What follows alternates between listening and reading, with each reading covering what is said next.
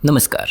आज हम बात करेंगे एटॉमिक हैबिट्स के बारे में, जिसे जेम्स क्लियर ने लिखा है। इस बुक में छोटे से छोटे बदलाव आपके जीवन को किस तरह बदल सकते हैं, इस बारे में गहनता से अध्ययन किया गया है और उसके बारे में लिखा गया है। उदाहरण के लिए, किसी भी क्षेत्र में अगर आप 1% सुधार करना चाहें तो ये कोई खास बात नहीं है, लेकिन 1% सुधार रोज कर रहे हैं अगर आप, तो आप पूरे साल में अपने आप से 37 गुना बेहतर बन जाएंगे। इस बुक में अच्छी आदतों को विकसित करने के परिणाम और बुरी आदतों के छोड़ने के आसान व अचूक उपाय बताए गए हैं। जेम्स क्लियर बोलते हैं, असल में आपके जीवन की छोटी से छोटा परिवर्तन ही आपको बड़े से बड़े रिजल्ट की तरफ ले जाता है। जेम्स क्लियर ने इस बुक में 4 नियम बताए हैं। पहला नियम, इसे अस्पष्ट बनाएं। दूसरा नियम, इसे आकर्षक बनाएं। तीसरा नियम, इसे आसान बनाएं। और चौथा नियम, संतोषप्रद बनाएं। जेम्स क्लियर बोलते हैं, हम एक ऐसा क्रांतिकारी और आश्चर्यजनक सुधार करना चाहते हैं जिसे देखकर हर व्यक्ति दांतों तले उंगली दबा ले, पर यह एक छोटे से परिवर्तन से ही आता है। अपने क्षेत्र में मात्र 1% छोटा सा सुधार आपके हार व जीत का कारण बनता है।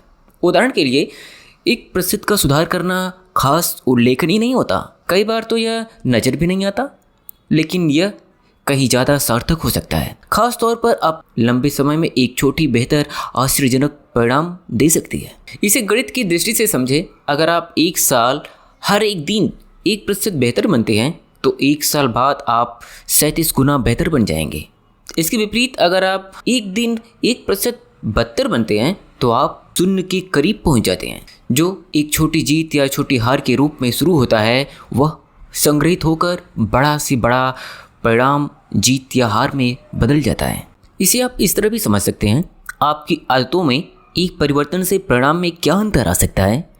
यह किसी हवाई जहाज के मार्ग को सिर्फ कुछ डिग्री बदलने जैसा होता है। कल्पना करें कि आप विमान में बैठकर लॉस एंजलिस व न्यूयॉर्क सिटी जा रहे हैं। यदि आप लॉस एंजलिस जाने वाला पायलट विमान की नोक को 3.5 डिग्री दक्षिण की तरफ कर ले, तो आप न्यूयॉर्क की बजाय वाशिंगटन डीसी उतरेंगे। और यह काफ़ी छोटा सा परिवर्तन है जो आपकी उड़ान भरते समय दिखता भी नहीं है। आपके जीवन में यह मायने कतई नहीं रखता कि आप इस वक्त सफल हैं या असफल। मायने तो यह रखता है कि आपकी आदतें आपको सफलता की दिशा में ले जा रही हैं या नहीं। आपको अपने वर्तमान परिणामों की बजाय अपनी वर्तमान दिशा के बारे में कहीं ज़्यादा चिंतित होना चाहिए। अगर आप मिलेनियर हैं लेकिन आप हर महीने अपनी आमदनी से ज़्यादा खर्च करते हैं, तो आप गलत दिशा में हैं।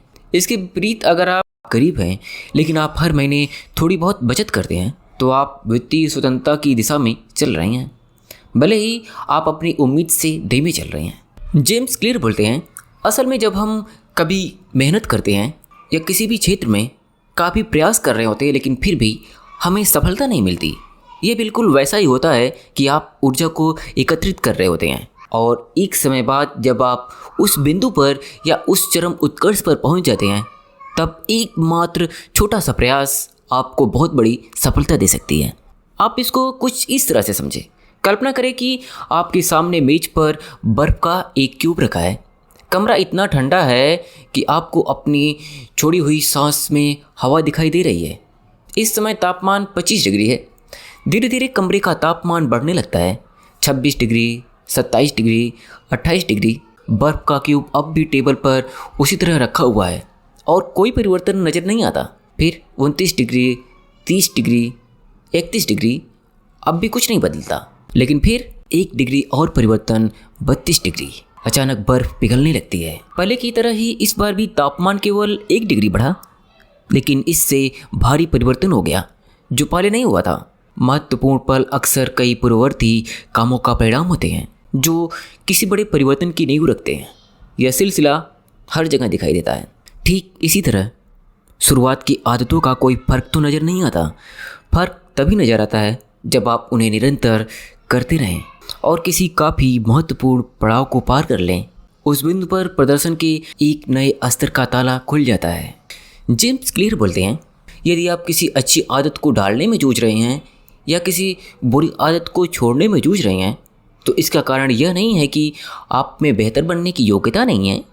ऐसा तो प्रायः इसलिए होता है क्योंकि आप अब तक सुसुप्त संभावना के पठार को पार नहीं कर पाए। कड़ी मेहनत के बावजूद सफल नहीं होने के बारे में शिकायत करना वैसा ही है जैसे तापमान में 25 से 31 डिग्री तक बर्फ के क्यूब में नहीं पिघलने की शिकायत करना। आपकी मेहनत बर्बाद नहीं गई, बस यह सिंचित हो रही है। आपकी मेहनत का पूरा फल तो 32 डिग्री पर ही मिलेगा। जेम्स क्लियर बोलते हैं, लक्ष्यों के बारे में आप भूल जाइए, इसके बजाय आप सिस्टम पर ध्यान केंद्रित करें। इसे कुछ आप इस तरह से समझ सकते हैं, प्रायः हम किसी भी परीक्षा या किसी भी खेल में सफल होना चाहते हैं और हम अपना सारा ध्यान अपनी सफलता व वाहवाही की तरफ ले जाते हैं, बल्कि हमें उसके विपरीत हमें उसकी प्रोसेस की तरफ ध्यान देना चाहिए। जैसे कि अगर हमें एक सफल खिलाड़ी बनना है तो सबसे पहले हमें हर दिन लगातार प्रैक्टिस पर ध्यान देना चाहिए। सफलता उसके बाद ही आती है। अगर आप सफलता पर ध्यान देंगे तो आप अपने प्रैक्टिस पर शायद भूल जाएं, लेकिन अगर आप अपने प्रैक्टिस पर ध्यान दें तो सफलता आपके कदम अवश्य चूमेगी।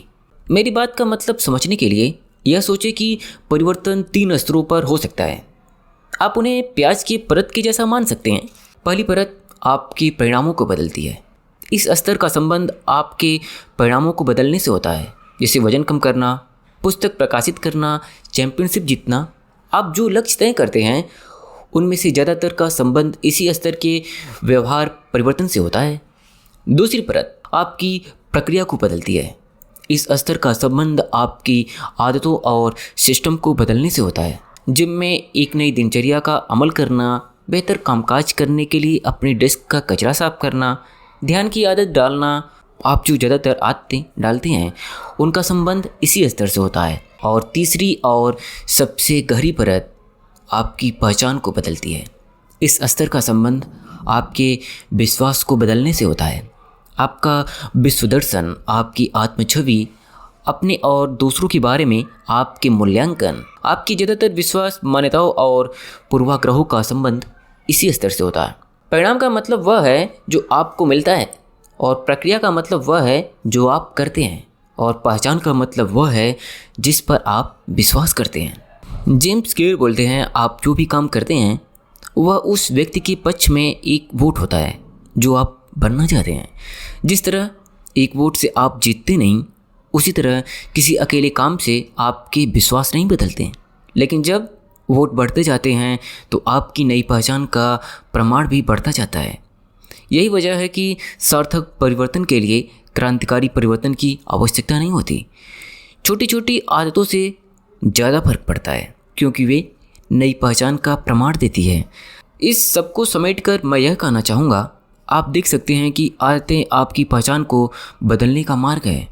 आप जो हैं उसे बदलने का सबसे व्यवहारिक तरीका आपके कामों को बदलना है। हर बार जब आप एक पेज लिखते हैं तब आप लेखक हैं।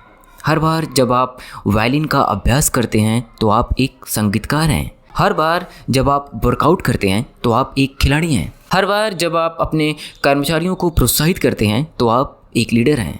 हर आदत न सिर्फ परिणाम देती है बल्कि आपको इससे भी ज़्यादा महत्वपूर्ण चीज़ सिखाती है, खुद पर विश्वास करना। आप विश्वास करने लगते हैं। अच्छी व बुरी आदतें, आखिर किस तरह से दिमाग आपकी आदतों का गुलाम बनता है? आपका मस्तिष्क आदतें क्यों डालता है? क्या आपने कभी सोचा? आदत वह व्यवहार है जिसे इतनी बार दोहराया जा चुका है कि अब वह स्वचालित हो गया है। आदत बनने की प्रक्रिया परीक्षण और त्रुटि के साथ शुरू होती है। जब भी आप जीवन में किसी नई स्थिति का सामना करते हैं तो आपके मस्तिष्क को यह निर्णय लेना होता है इस पर वह कैसे प्रक्रिया करे। जब भी कोई समस्या आपके सामने पहली बार आती है तो आपको पक्का पता नहीं होता कि इसे कैसे सुलझाया जाए, लेकिन वहीं पर जब कोई समस्या आपके सामने बार बार आती है तो आपका मस्तिष्क इसे सुलझाने की प्रक्रिया को स्वचालित बनाने लगता है। इस तरह आदतें स्वचालित समाधानों का श्रृंखला है जो उन समस्याओं व तनावों को दूर करती है जिनका सामना आप नियमित रूप से करते हैं। आदत डालने के बाद मस्तिष्क में गतिविधि का स्तर घट जाता है। आप सफलता की भविष्यवाणी करने वाले संकेतों को पहचानना सीख लेते हैं और बाकी हर चीज़ को बाहर कर देते हैं। जब भी भविष्य में वैसी स्थिति आती है तो आप सटीकता से जानते हैं कि आपको क्या करना चाहिए। तब आपका मस्तिष्क प्रयोग और त्रुटि की प्रक्रिया को छोड़कर एक मानसिक नियम बना देता है। अगर यह स्थिति है तो यह करो। जेम्स क्लियर बोलते हैं कि आदत किस तरह से काम करती है इसका भी एक विज्ञान है। आदतें एक क्रमबद्ध रूप से चलती हैं। सबसे पहले संकेत जागती है, उसके बाद लालसा और उसके बाद प्रतिक्रिया और अंत में पुरस्कार का जन्म होता है। संक्षेप में, संकेत से लालसा प्रेरित होती है, जिससे प्रतिक्रिया प्रेरित होती है और जिससे पुरस्कार मिलता है और जिससे लालसा संतुष्ट हो जाती है और यह अंततः संकेत से जुड़ जाती है। ये चारों कदम मिलकर एक न्यूरोलॉजिकल फीडबैक चक्र बनाते हैं और इसी चक्र को आदत का चक्र कहा जाता है। और यहीं से उन 4 नियमों की उत्पत्ति होती है, जिनमें से पहला नियम इसे अस्पष्ट बनाएं, दूसरा नियम आकर्षक बनाएं, तीसरा नियम आसान बनाएं और चौथा नियम संतुष्टिदायक बनाएं। अपनी आदतों को स्पष्ट बनाने से तात्पर्य उसे क्लियरिटी के साथ लिखें। आपका गोल क्लियर होना चाहिए और बहुत बड़े बड़े परिवर्तन से बचना चाहिए। व्यवहार का दूसरा नियम आकर्षक बनाएं। इससे यह तात्पर्य है कि कोई भी अवसर जितना ज़्यादा आकर्षक होता है उसकी आदत पड़ने की उतनी ही संभावना होती है। इसलिए अपनी आदत को ज़्यादा से ज़्यादा लचीला व आकर्षक बनाएं। और तीसरा नियम, इसे आसान बनाएं। आसान बनाने से तात्पर्य यही है कि प्रत्येक दिन छोटे छोटे बदलाव करें। जैसे एक दिन में 1% बेहतर आपको पूरे साल में अपने आप से 37 गुना बेहतर बना सकता है। कुछ सेकंड की आदतें भी कई मिनटों या घंटों बाद तक आपके व्यवहार को प्रभावित कर सकती हैं। और चौथा नियम, अपने नियम को संतोषप्रद बनाएं। अपने आप को छोटे छोटे कामों के लिए मोटिवेट करें, श्रृंखला या सिलसिले को नहीं तोड़ें। अपनी आदत की निरंतरता को कायम रखने की कोशिश करें। यह एटॉमिक हैबिट्स बुक की एक शॉर्ट समरी है। आई होप आपको यह बुक बहुत ही अच्छी लगेगी। Thanks for watching.